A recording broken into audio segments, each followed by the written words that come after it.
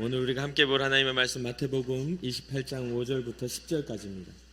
마태복음 28장 5절부터 10절까지입니다.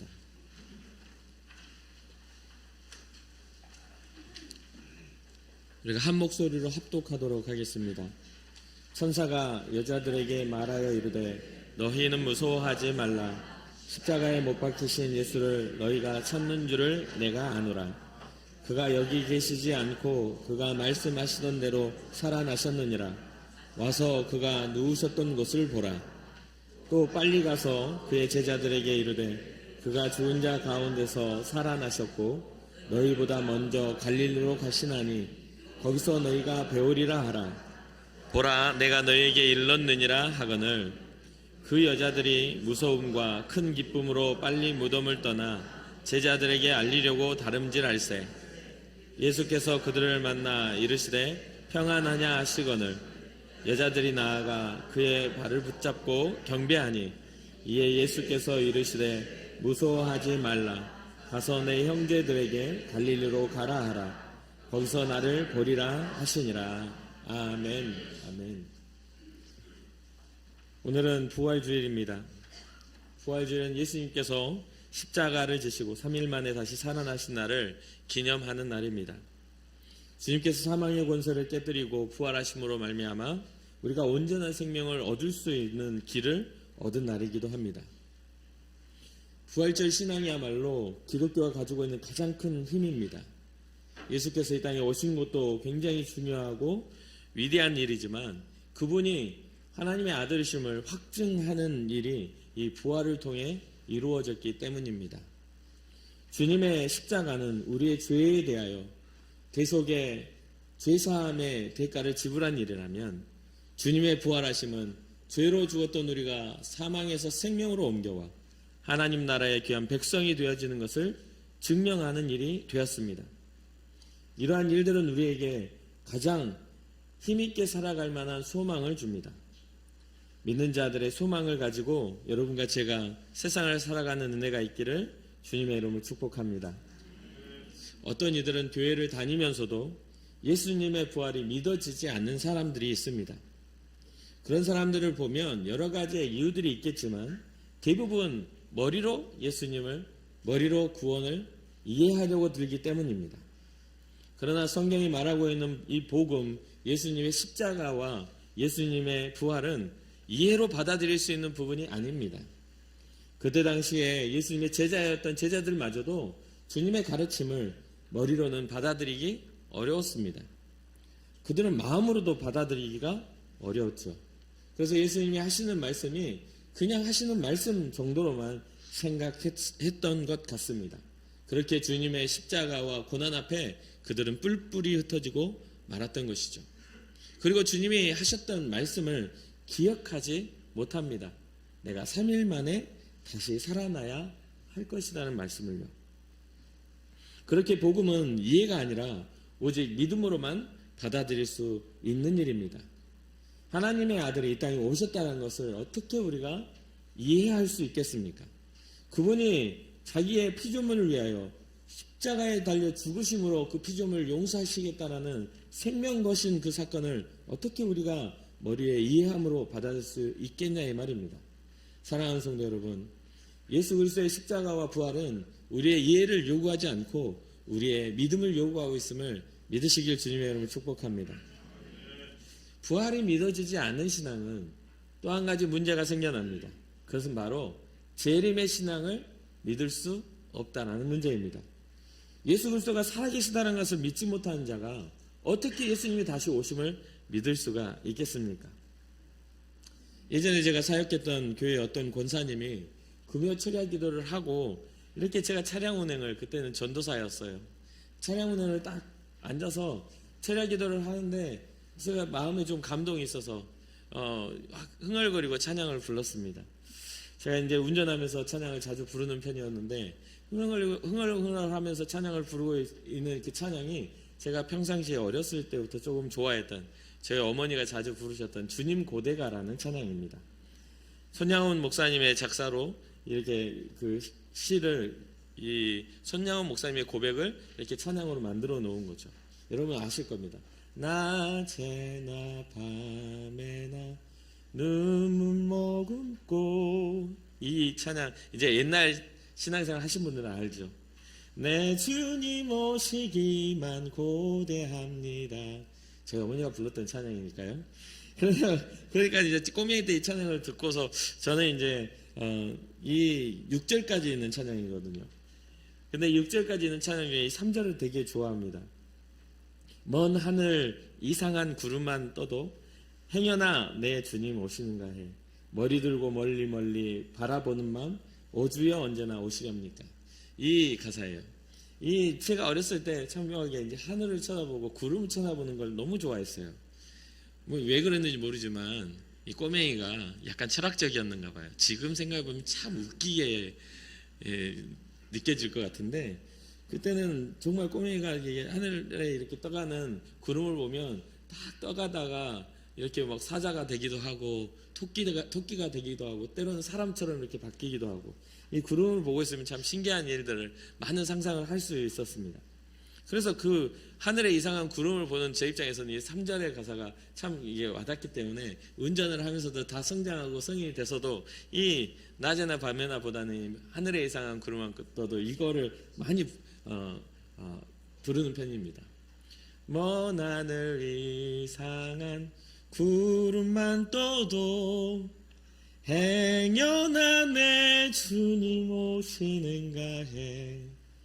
머리 들고 멀리 멀리 바라보는 마음 오 주여 언제나 오시렵니까. 이제 은혜가 되니까 이제 이걸 딱 운전대를 잡고 이제 흥얼흥얼 하고 있는데, 그걸 듣던 그 권사님이 그런 말을 합니다. 아이고 전도사님 안 오셔요. 안 오셔요. 오셨을 거면 친정 오셨지. 진짜 은혜가 여기까지 올라왔는데 가라앉는 거예요. 쫙 가라앉더라고. 야, 진짜 그때 제가 진짜 큰 충격을 받았습니다. 왜냐하면 그분은요, 제가 그때 당시 28, 29살 때입니다. 그때인데 저보다 훨씬 더 긴 시간을 교회 안에 권사님으로, 교회 안에 각종 봉사하는 봉사의 자리에서 또 선한 일 하는 그런 곳에서 정말 열심히 봉사를 하는 분이셨어요. 그러니까 그분이 철야 기도에 참석하고 그 늦은 시간까지, 그때는 좀 늦은 시간까지 했거든요. 새벽 1시, 2시까지. 이렇게 늦은 시간까지 철야를 하고서 집에 가는데 진짜 안 오신다 하니까. 그래서 제가 그 이야기를 듣고서, 저는 좀 바른말 잘하는 사람이거든요. 그런데 아무 말도 안 했습니다. 잘못 건드렸다가는 죽을 것 같아가지고. 이 세상에서 제일 무서운 사람은요, 교회 안에 기도 열심히 하는 권사님들이거든요. 잘못했다가는 그분이 저 괘씸한 전도사 아주 그러고 나불나불 하면서 이렇게 방언하기 시작하면 제가 또 몸이 잠잘 때가 잠자리가 싸나워질 것 같아서 진짜 아무 말도 안 했어요. 그냥 운전대 잡고 그냥 가만히 권사님 그러셨군요. 그리고 그렇게 하고서는 이렇게 모셔다 드리고 오면서 정말 많이 울었던 기억이 납니다. 좀 서글프더라고요. 예수 그리스도가 우리를 위해 십자가에 달려 죽으시고 다시 오시겠다는 약속을 하였는데, 도대체 저분은 무엇을 믿고 평생을 살아왔던 것인가? 저분은 도대체 어디를 바라보고 있는 것인가? 이러한 생각들이 확 오니까 굉장히 참 많이 슬펐습니다. 지금도 이야기하니까 약간 좀 슬픈 생각이 들고 그분의 얼굴이 지금도 생각이 납니다. 그분이 연세가 많으셨기 때문에 지금은 아마 이 세상 분이 아니실 수도 있어요. 잘 살고 계시는데 괜히 돌아가시게 한 건가? 아무튼 20년도 전이니까 굉장히 긴 시간이 지났죠. 근데 그분의 그런 말을 듣고서 제 삶의 방향을 참 잘 결정해야 되겠다는 생각을 했습니다. 목사로 살고 주님의 말씀을 전하는 자가 주님의 부활과 다시 오심을 믿지 않는다면 참 슬픈 일 아니겠습니까? 사랑하는 성도 여러분, 저는 참 잘 살고 싶습니다. 여러분도 잘 살기를 주님의 이름으로 축복합니다. 다시 오실 주님에 대한 기대가 없으면 우리의 삶의 소망은 항상 땅만 바라보고 살게 될 것입니다. 우리의 삶의 기대와 우리의 기도는 하나님의 섭리와 하나님의 뜻에 대한 기도보다는 다 항상 내 기도만 하고 살게 될 것이죠. 그분은 도대체 무엇을 믿었고, 그분은 다시 오실 주님을 기대하지도 않으면서 어떤 기도를 한 것일까요? 어쩌면 정말 샤머니즘적인 그런 기도만 하다가 그 평생을 주 앞에 있지는 않았을까요? 주님이 자기의 생명을 살린 것에 대한 그러한 기대보다는 지금 이 시간 나오지 않으면 꼭 내 새끼들이 잘못될 것 같고, 지금 이 시간 기도하지 않으면 꼭 내 삶에 있어서 저주 같은 일이 일어날 것 같은 그런 심정으로 혹시 교회에 나와 있지는 않았을까요? 사랑하는 성도 여러분, 그렇게 신앙생활 하면 안 됩니다. 우리 주님을 믿지 않아도 세상 잘 사는 사람들은 발 뻗고 잘 살고요. 우리 주님이 없어도 그들은 우리보다 부자로 사는 사람 많습니다. 세계 정말 우리나라의 굴지의 부자들 신앙 좋다는 이야기 별로 못 들어봤어요. 그런 부분들을 봤을 때 우리는요, 우리의 삶의 그런 어떤 모든 방향이 복받기 위해서 주님 앞에 나와 있는 모습이 되어서는 안 됩니다. 이 땅의 복이 아니라 하늘의 복을 받기를 주님의 이름으로 축복합니다. 주님이 그것을 우리에게 가르쳐 주시기 위해서 이 땅에 잘 사는 법을 우리에게 보여주신 것이 아니라 이 땅에서 잘 죽는 법을 우리에게 가르쳐 주시는 거 아닙니까? 주님이 십자가를 지고 그 십자가의 고난을 그냥 끝까지 견디고 그 길을 걸어갔던 이유가 우리를 진정으로 살리시기 위한 주님의 계획이 아니셨나 이 말이에요. 그것을 바라보고 그것을 가르쳤지만 제자들은 그것을 알아듣지 못했습니다. 그것을 아무리 말하고 고통스러워하고 너희들이 나와 함께 깨어있을 수 없냐라고 주님이 요청하시지만 그들의 삶은 긴장감이 없었습니다. 긴장감이 없기에 그들은 잠들 수밖에 없었던 것이죠. 주님이 말씀하시죠. 시험에 들지 않게 깨어서 기도하라고. 내가 이렇게 고통받아 근심하여 마음이 정말 고난스러워 죽게 되었으니 나를 위해서 조금 깨어서 기도해 줄 수 없냐고. 주님은 자신의 그런 고통 앞에 제자들의 그런 동역을 요청했지만 제자들은 끝끝내 잠들고 말죠. 어쩌면 이 시대에 우리가 살아가는 삶의 우리의 모습 속에서도 주님의 심정 이해하고 싶은 생각은 전혀 없으면서 우리의 심정 이해받기 위한 기도는 우리가 하고 있지는 않는지, 그러한 부분들에 대해서 우리가 고민해 볼 필요가 있습니다. 예수님은 사람들, 자기 백성에 의해서 정말 누명을 쓰고 십자가의 길을 가고 고난의 길을 걸으셨죠. 그러나 그분은 자기 백성이든 온 인류를 자기를 핍박했던 사람들이든지 간에 단 한마디도 저주하지 않으셨습니다. 묵묵하게 그 길을 걸으셨고 저주 아래에 있는 우리를 하나님의 축복 아래로 끌어오시기 위하여 사망의 권세에서 성령의 생명의 법 가운데로 우리를 이끌어 가시기 위하여 묵묵하게 그 길을 걸어가신 일을 꼭 기억하시기를 주님의 이름으로 축복합니다. 오늘 본문에서는 예수님께서 죽으시고 다시 부활하신 일들을 경험하는 그런 여인들이 나옵니다. 막달라 마리아와 또 다른 마리아 두 여인이 나오죠.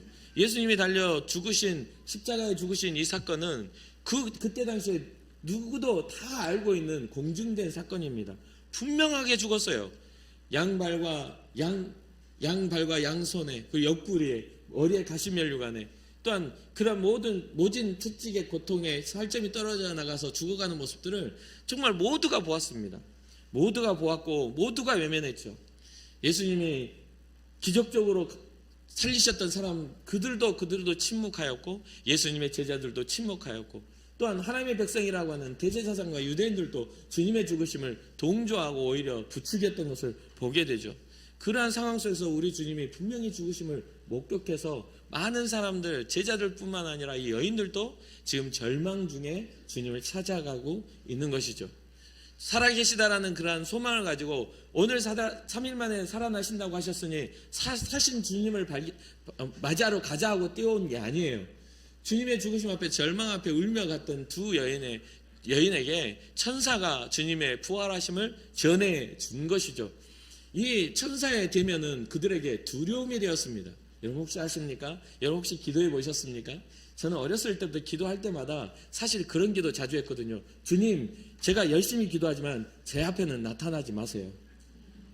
아니 골방에 앉아서 어두운 데서 저 많이 기도했거든요. 이 성전에 엎드려서 기도하는데 한참 기도하고 한 새벽 2시나 3시쯤 됐는데 제 앞에 주님 앉아 계신다고 생각해 보세요.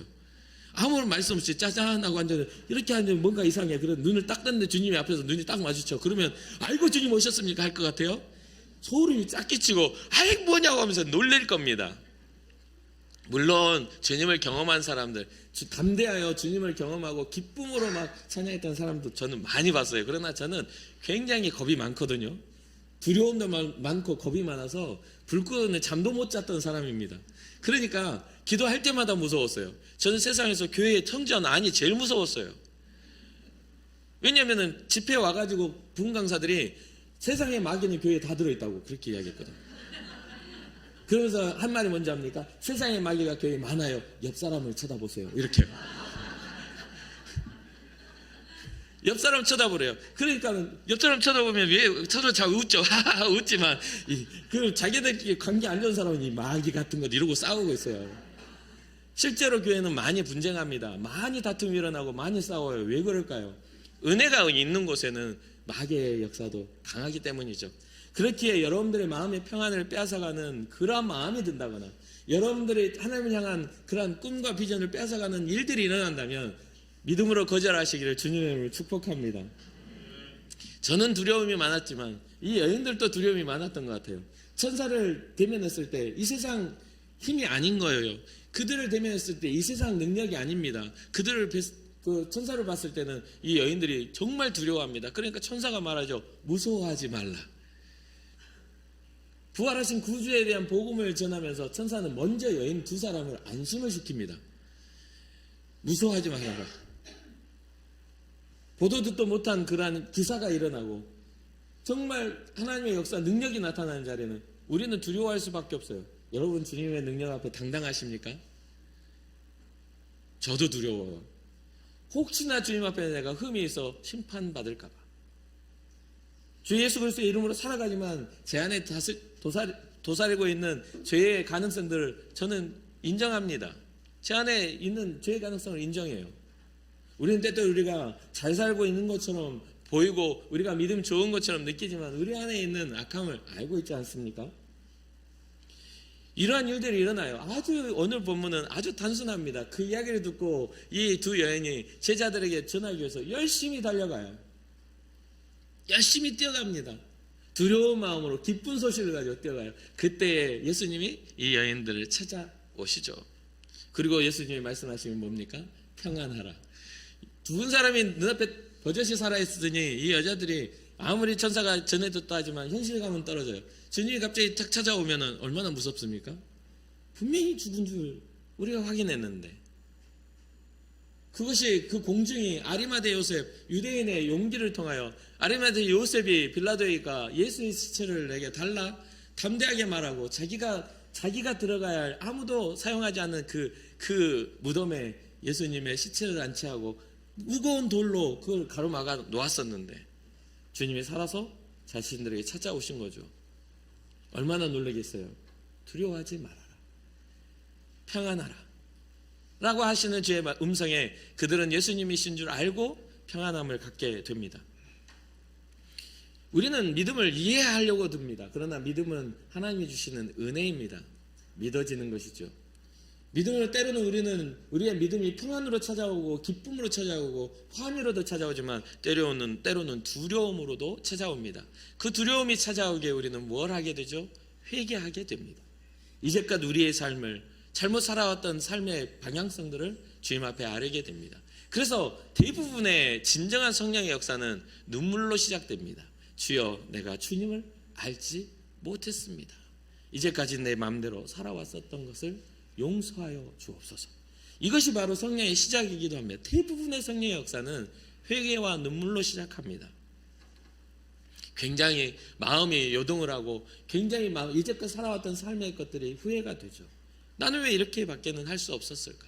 나는 왜 이렇게밖에는 이해하지 못했을까? 내 인생은 왜 이렇게 엇나간 길을 가고 하나님 없는 인생 속에서 방황하고 살았을까? 정말 세상의 가치가 여기에 있는 것이 아닌데 나는 왜 여기에 매몰되어 살았을까? 후회가 남아오고 예수 그리스도의 영이옴으로 우리의 삶에 우리의 영의 자유함이 찾아오게 되죠. 그래서 보통 대부분의 성령의 역사는요 정말 흔들리는 진동이 일어나는 그런 감정으로 찾아왔다가 성령의 역사를 잃어버린 사람들은 조용하게 메말라갑니다. 대신에 마귀의 역사는 조용하게 들어왔다가 나갈 때는 난장을 피우고 나갑니다. 그러니까 우리는 쉽게 알아볼 수가 있습니다. 교회 안에서 이게 성령의 역사인가 아니면 마귀의 역사인가를 쉽게 알아볼 수 있어요. 사랑하는 성도 여러분, 성령의 역사를 지켜내기 위해 열심히 영적 싸움을 싸우시기를 주님의 이름으로 축복합니다. 이렇게 부활한 예수님에 대한 소식들이 이 군인들을 통해서, 무덤을 지키던 자들을 통해서 대제사장들과 사람들에게 전해지게 됩니다.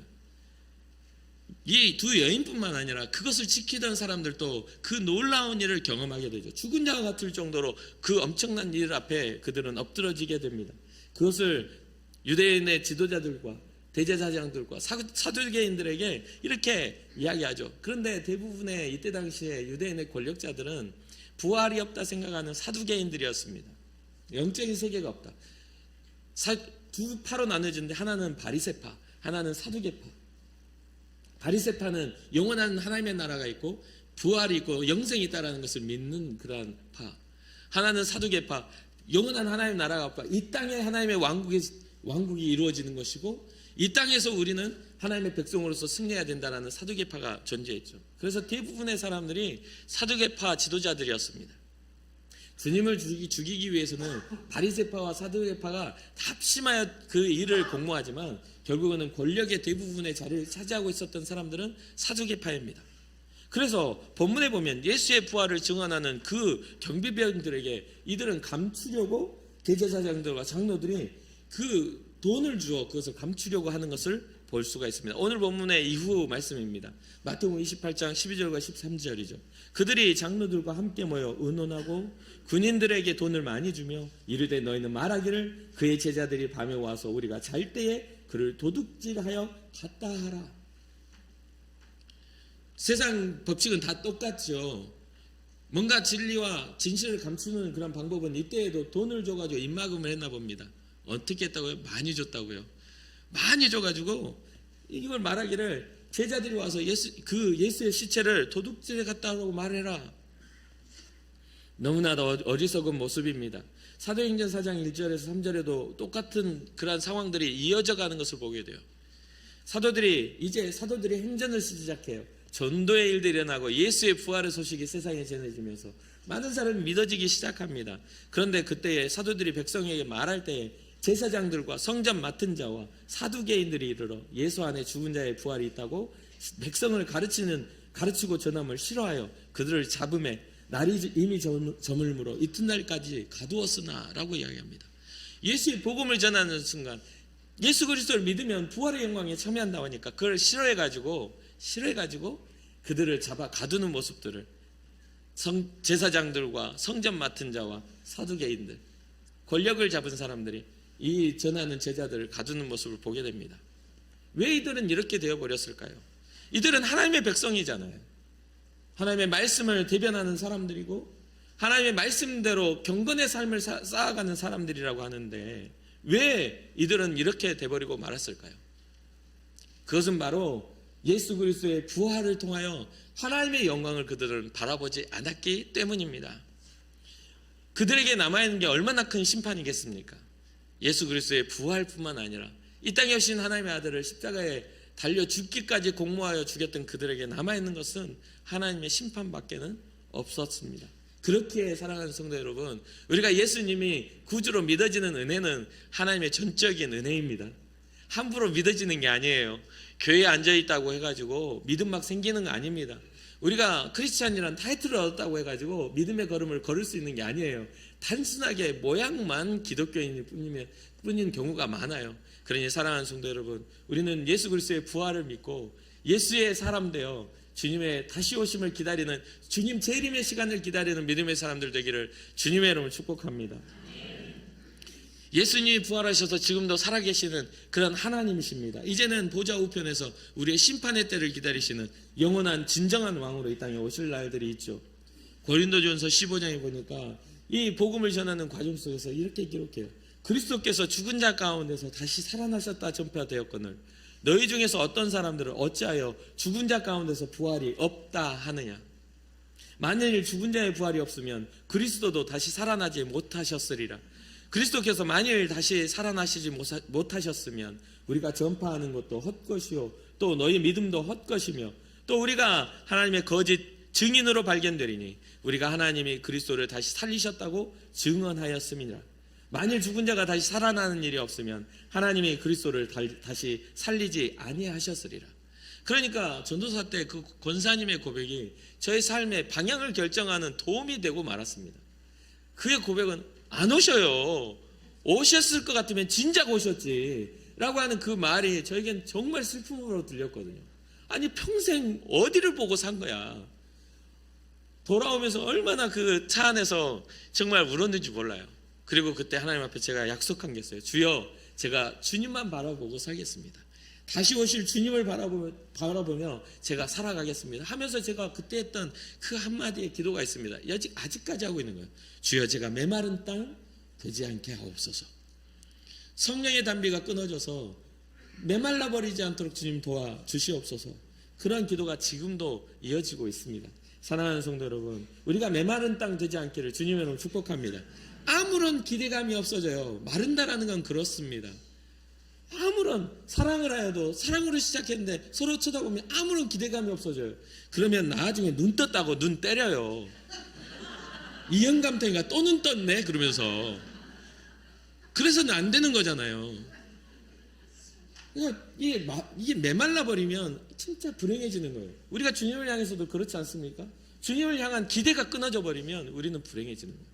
사랑하는 성도 여러분, 우리 부활하신 주님을 향하여 믿음의 기대 갖기를 주님의 이름으로 축복합니다. 부활이 없다면 기독교가 없어요. 부활이 없는 신앙은 주님의 재림의 신앙도 없어요. 왜? 주님이 살아계시지 않으니까. 우리는 부활의 신앙을 가지고 살아계신 예수 그리스도를 믿는 그런 믿음의 공동체임을 믿으시기를 바랍니다.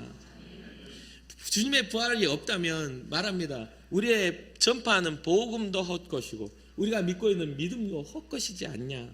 그러면 우리가 전하는 예수 그리스도도 다 거짓말인데 그럼 우리가 결국엔 거짓증이 되지 않는가. 하나님이 싫어하시는 것 예민 7가지를 우리가 살펴볼 때 그 중에 7가지 중에 하나는 뭡니까? 거짓 증거하는 자들이잖아요. 하나님이 정말 싫어하시는 것이죠. 사랑하는 성도 여러분, 우리가 온전한 신앙자가 된다는 것은 부활의 신앙을 갖는 것입니다. 우리가 온전한 삶의 방향을 결정하고 비전을 품는다는 것은 다시 오실 주님에 대한 기대를 가질 때 가능합니다. 다시 오시지 않는다라고 생각하고 나의 삶의 종말과 주님의 마지막 때 오실 종말을 기대하지 않는 사람은 오늘 어떻게 살아도 아무런 의미가 없는 것이죠. 우리는 부활을 경험한 여인들처럼 우리도 예수 그리스도의 부활을 경험하는 그러한 사람들도요, 행복한 시간을 맞이하는 사람들이 되어야 될 줄 믿습니다. 고린도전서 15장 20절을 보면 주님이 이렇게 말씀하시죠. 그러나 이제 그리스도께서 죽은 자 가운데서 다시 살아나사 잠자는 자들의 첫 열매가 되셨도다.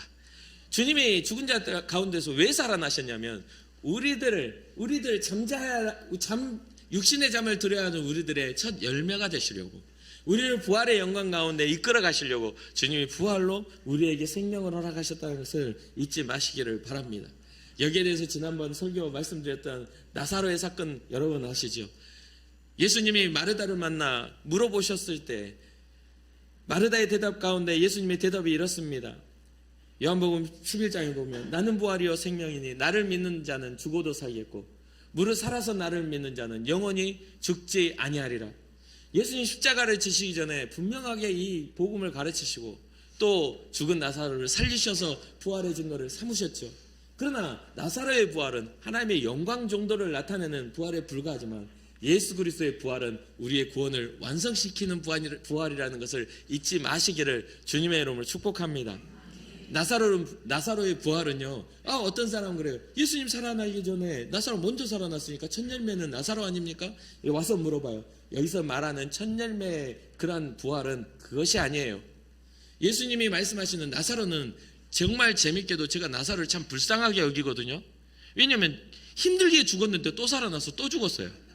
세상에 죽음을 2번 봐야 하니까 얼마나 힘들었겠어. 진짜 병들었다는 소식 듣고 끙끙 앓다가 진짜 간신히 죽었거든요. 근데 간신히 죽었는데 주님 오셔서 다시 살려놨어. 그러니까 이 성경에 보면요, 예수님만 죽이려고 할 뿐 아니라 나사로도 같이 죽이자는 모의를 합니다. 그러면 나사로의 죽음이 평안했겠습니까? 예수님이 십자가를 지셨는데 나사로에 대한 이야기는 나오진 않잖아요. 그 이후로는. 근데 생각해 보세요.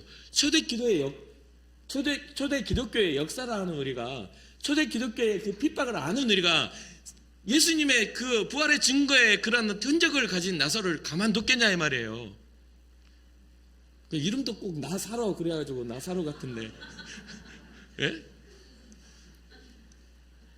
2번 죽음. 근데 하나님의 영광을 나타내는 게 저는 그래요. 주님의 영광을 나타내는 순교자와 같았다. 죽음을 2번 겪으면서 우리에게 보여준 예수 그리스도가 생명이라는 것을 나타내고자 하는, 하나님의 영광을 드러내고자 하는 그런 귀한 존재로 나사로가 쓰임받았다. 어떤 사람은 그런 이야기를 하더라고요.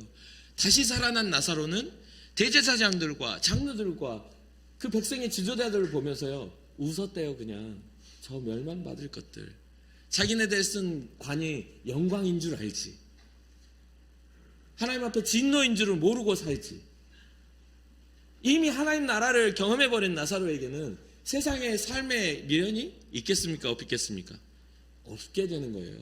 그 영광을 바라본 자들, 그것을 경험한 부활의 주님을 만난 사람들은요 초대교회의 피 흘림의 교회의 초석이 되었습니다. 그들의 삶이 전 세계의 복음의 증거가 되었고, 그들의 삶이 하나님의 영광을 나타내는 역사가 되었습니다. 사랑하는 성도 여러분, 부활의 주님을 만날 때야만 우리는 그 영광의 주님을 향하여 갈 수 있는 걸음을 내디딜 수가 있습니다. 누가복음 20장 36절에 예수님이 이런 말씀하시죠. 그들은 다시 죽을 수도 없나니 이는 천사와 동등이요 부활의 자녀로서 하나님의 자녀임이라. 우리가 주님 앞에서 다시 부활의 영광 가운데 가는 것, 나사로는 살아났다가 다시 죽어야 되는 상황이지만 다시 부활의 영광에, 주 예수 그리스도의 부활의 영광에 참여하는 그때가 되면 우리는 죽지 않는다는 거예요. 천사와 동등됨의 그런 영원성을 갖게 되고, 그 이유가 뭐냐면 하나님의 자녀가 되었으니까. 하나님의 자녀가 되었으니까 우리는 부활의 자녀로서 그 앞에 설 수 있다는 것입니다. 그렇게 우리는 성도의 부활을 준비해야만 합니다. 요한복음 5장 29절, 선한 일을 행한 자는 생명의 부활로, 악한 일을 행한 자는 심판의 부활로 나오리라. 선한 일을 행한 자는 생명의 부활, 악한 일을 행한 자는 심판의 부활. 성경을 여러분 이해하실 때 자꾸만 도덕적인 그런 개념으로 인본주의로 해석하지 마세요. 성경이 요구하는 바는 하나님의 뜻입니다. 하나님의 기뻐하시는 선한 일이 무엇입니까? 우리가 주님 앞에 선한 일을, 아무리 도덕적으로 산다 한들 우리가 주님 앞에 어떤 선한 일을 자랑할 수 있겠어요? 우리가 선한 일을 자랑하는 것은, 성경이 말하고 있는 선한 일은 하나님이 우리를 구원하셨다 함을 따라 살아가는 선한 일입니다. 우리를 용서하셨을 때야만이 우리가 선한 자가 될 수 있는 거예요. 주님의 용서를 받지 못한 사람은, 주님의 용서함을 그 용서의 그늘 아래 있지 않은 사람은 선한 자가 아닙니다. 악한 자입니다. 그렇기에 그들은, 선한 자는 구원의 생명의 부활을 겪지만 악한 자는 심판의 멸망의 부활을 겪게 된다는 것이죠. 사랑하는 성도 여러분, 우리는 선한 일을 행한 자의 부활을 준비하는 믿음의 사람이 되어야 될 줄 믿으시기를 주님으로 축복합니다. 염려할 것이 하나도 없습니다. 우리는 부활을 믿는 사람들이기 때문에 우리의 부활은 심판이 아니에요. 우리는 기쁨일 것입니다. 우리의 인생의 여정 잘 달려가고 주님 앞에 설 때에 주님이 우리의 이름을 기억해 주실 때 우리가 정말 기쁨으로 주님을 맞이할 그러한 일만 우리 생각하면 됩니다. 주님 앞에 설날을 기대하시기를 주님의 이름으로 축복합니다. 사도행전 17장 32절, 우리가 주님 앞에 설날을 기대하고 믿음으로 살았더니 세상 사람들이, 와, 너 정말 신앙생활 정말 잘하는구나, 너 같은 신앙자가 있구나, 주님의 재림을 이야기하면 그런 사람들보다는 조롱한 사람이 훨씬 많을걸요. 야, 미련하게 살아도 꼭 진짜 그 개독교 그거, 요즘에 뉴스 보니까 그 개 중에 개도만, 개 있잖아, 개, 뉴스에 나오는 개 하면서 말하죠. 그렇지 않습니까? 그런데 이 사도행전이 시작되고 사도들의 삶 속에서도 그러한 사람들이 나왔습니다. 그들이 죽은 자의 부활을 듣고 어떤 사람은 조롱도 하고, 죽은 자의 부활을 들으면 이건 합리적으로 이해가 안 됩니다. 그런 것들 우리는 평생 살아도 잘 경험하기가 쉽지가 않아요. 그런데 어떤 사람들은 이때 당시에도 조롱을 해요. 그런데 또 어떤 사람들은 어떻습니까? 이 일에 대하여 내 말을 다시 들어보겠다 하는 사람도 생겨난다는 거예요. 결국은 우리가 믿음의 걸음을 걸어갈 때 어떤 사람은 조롱도 하지만 어떤 사람은 우리의 믿음 때문에 구원받을 사람도 생길 수 있다는 것을 잊지 마시기를 바랍니다. 여러분, 우리는 주님의 부활을 조롱하는 사람들이 아니라 조롱받는 사람들입니다. 그렇죠?